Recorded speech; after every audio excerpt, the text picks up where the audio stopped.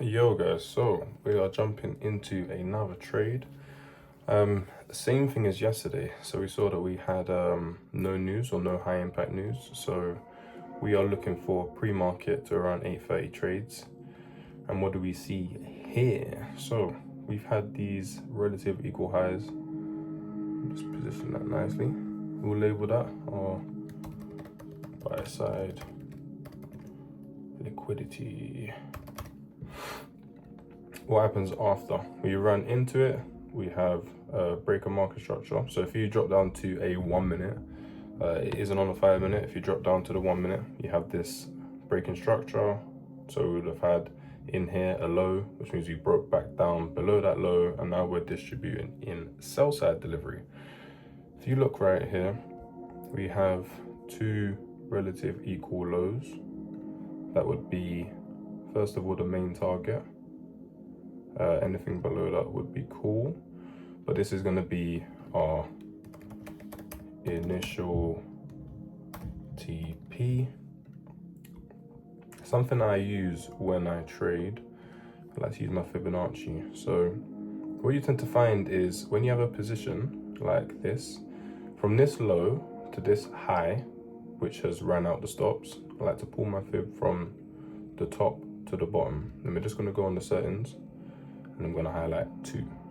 So the market is fractal and the market moves in measured moves most of the time. So what we can do is the equal length to the move up here can then give us a good target for moving down. What I'll do as well, we'll add 3. 3 is normally my maximum projection target. Now, what you see as well, the 3 overlaps with this sell side liquidity down here. So we're getting good confluences as to the fact that the projection as to where it goes is also lining up with where it's going at the moment. From this point here, this is where it gets a little bit difficult. You've got a third standard deviation, you've got a second, and you've got the initial TP. Now, depending on your personality and depending on your risk threshold or your risk appetite, I can't tell you where to take partials. I can't. It's impossible because everyone's going to do it differently, and there's not technically a right or a wrong. But from this point, it would literally just be sticking to the trade, and at least waiting for the first target to be hit. So in an example like this, you could decide to take off 3 contracts here, move your stop loss to break even, and then you've banked just a little bit less than 1R. It depends on what position you're in.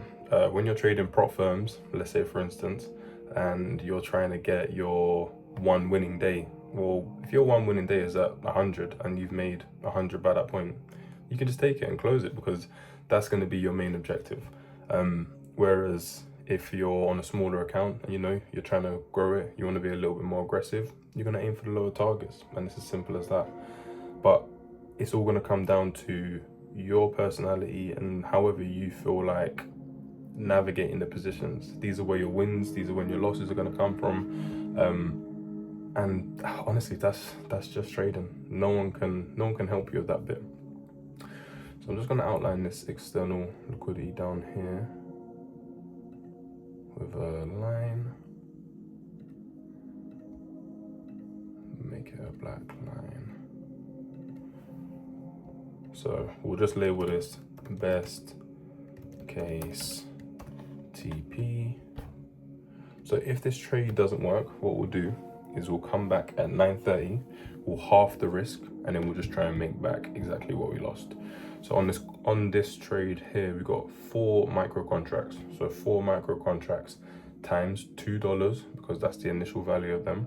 So that's $8 per point, and then we've got a 34-point stop.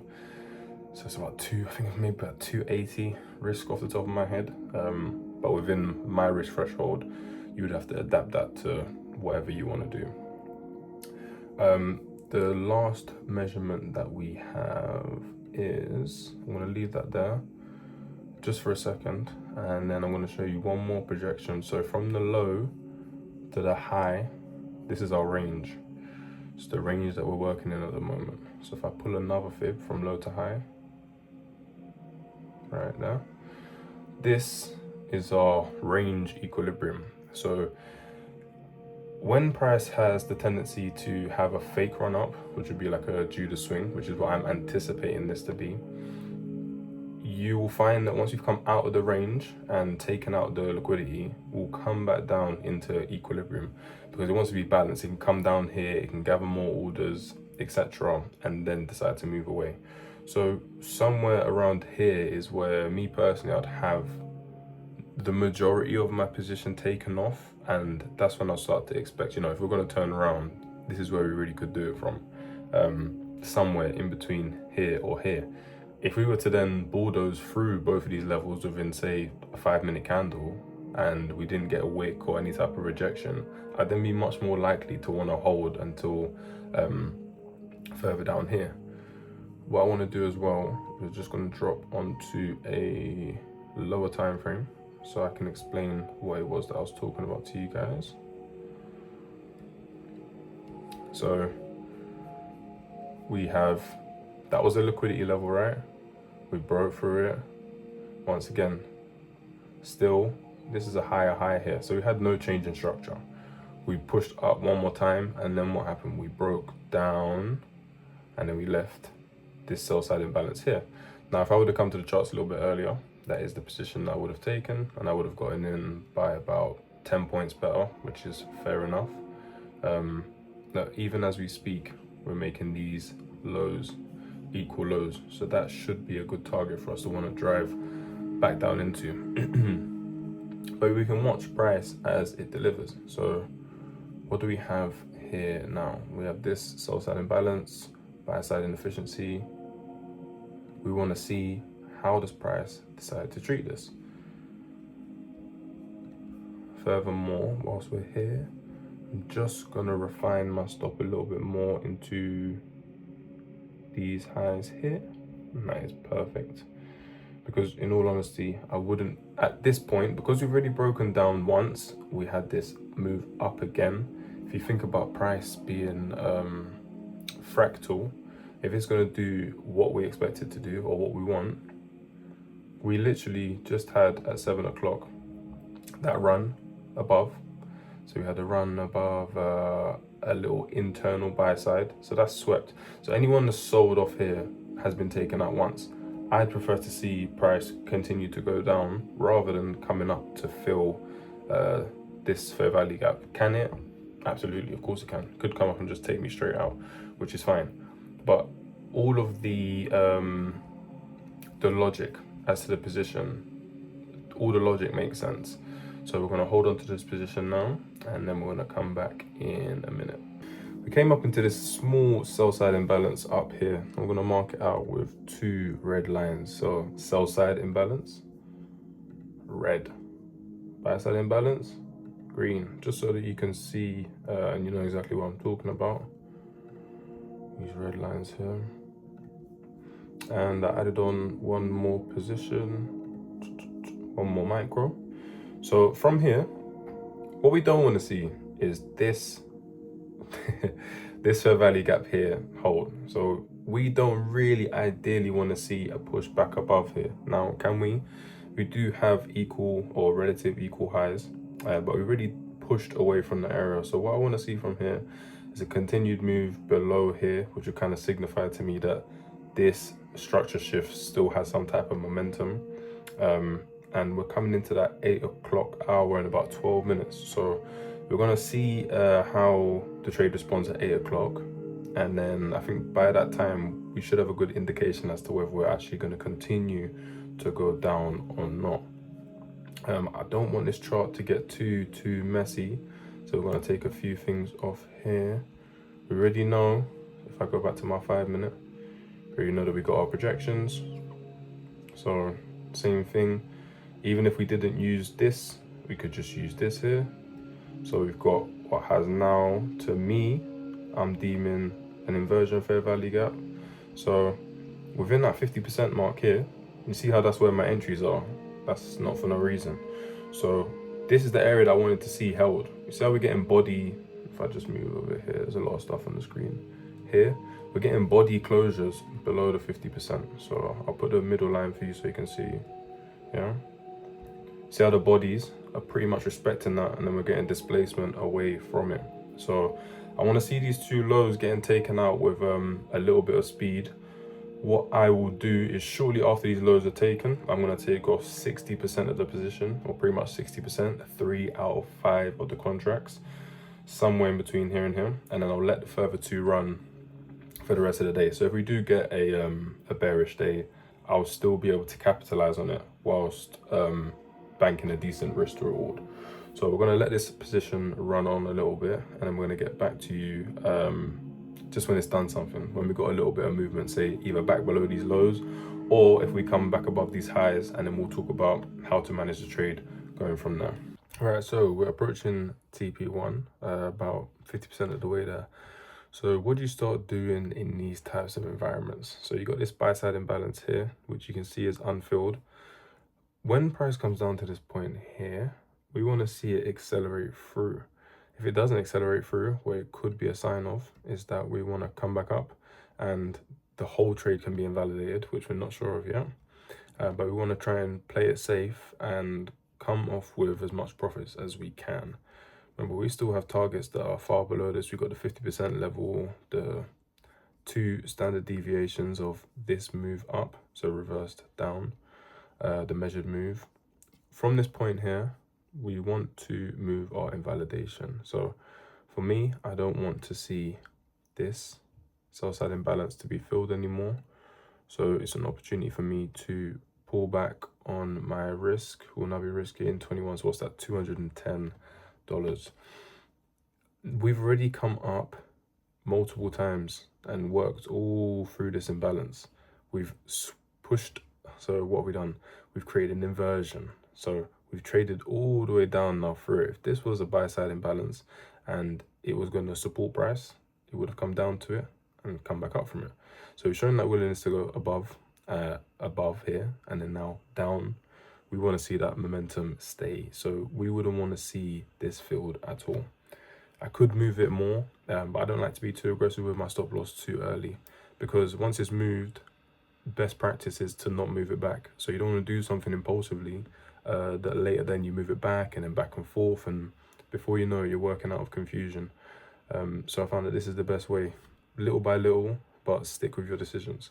So we're going to see, once again, it's just such a slow trade today. We got in first entry 7:25. It's, what's it, 8:50, so an hour and 25 minutes so far. 9 o'clock on the dot should give some next volatility. Then you've got 9:15, possibly 9:30, all of those whole numbers. So one more time, just to reiterate, just to make it very, very clear, 2022 model, run on liquidity. We push through it. We want to wait for price to break back down below it, yeah, and have a break of structure. Well, what's this? This is a low. If we come up and we go back below that low, that's a break of structure. We're now delivering sell side. So we're looking to short. Does it give us a fair value gap? It gives us a fair value gap here. We also have an inversion fair value gap, which we'll go through at a later stage. All of these things are coming together to make an entire trade idea. So remember, it's not just one thing, it's multiple confluences. Run on liquidity, change in the state of delivery, and then imbalance. That's your setup. Over and over again, rinse and repeat, rinse and repeat. What are you going to be targeting? What are you going to be targeting? Other inefficiencies. You're going to be targeting this being our 50% level, discount. So anything below here is discount, yeah? Also, relative from high to low, this is a discount in its own range. So we will be targeting here as our first, which is still not even a discount of the entire range. But for today, we'll stay within the scope of, it's just the entry that I'm trying to get across. It's going to look the same way every single time. So do you need to sell when it's above and anticipate it? Nope. Do you need to sell here? You still don't have the confirmation, because what we're going to come to find out is that bullish PD arrays, so this is a bullish PD array because it's a buy side imbalance, they can flip. So once we trade through it and it doesn't support, then we've got reason to think that we can continue down lower. But if we're still on the upper 50% of this gap, there's a very strong chance that we continue to go up because we're in an uptrend anyway. So this is already a counter trend trade. So now what do we have here? Again, we've come down and we've finally broken out of this consolidation, and we have another sell side imbalance, buy side inefficiency. Like we said, we're going to pull down into this, but we wanted to see a quick and fast move through it now. That's the most important thing to me, because I don't want to see this area start to accumulate, snap down one more time, and then push up the other way. So we want to see from here, how do we respond in the sell side imbalance? If we are going down, yeah, sell side imbalances should give us resistance. So as we push up to them, they should want to say, no, no, no, no, no, keep on going down. If it doesn't, that's a good indication as to what price is trying to tell us, because apart from that, we've got this inversion fair value gap here, which we've already traded into. So like I said, I prefer to just see us drop from this point here, but we'll see what happens.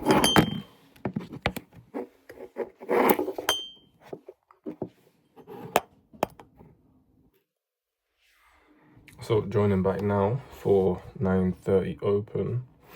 We're going to see, we're near our first TP anyway, but we're going to have to play it by ear. When we come into this rejection block at the bottom here, that will be stops, break even. And then have to take something very convincing for me to be able to see that short position again, where we come down to here, run all the way back up. We want to see it show some conviction from this point. Okay, so it's pushing into it now. Tap just short of it. No, I'm going to take this off. I'm going to do it manually. Just going to wait for us to come below the low. But like we said, at this point, stops, breaks.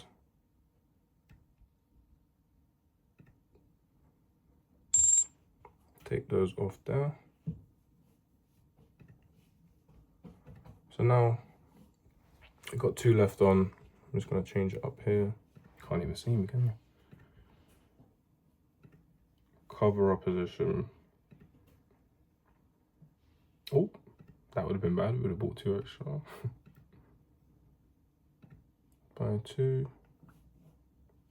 Now everything's break even. So the worst that can happen is we come out, get taken out, and then that's us done for the day. But you see how easy it is. You just have to follow structure.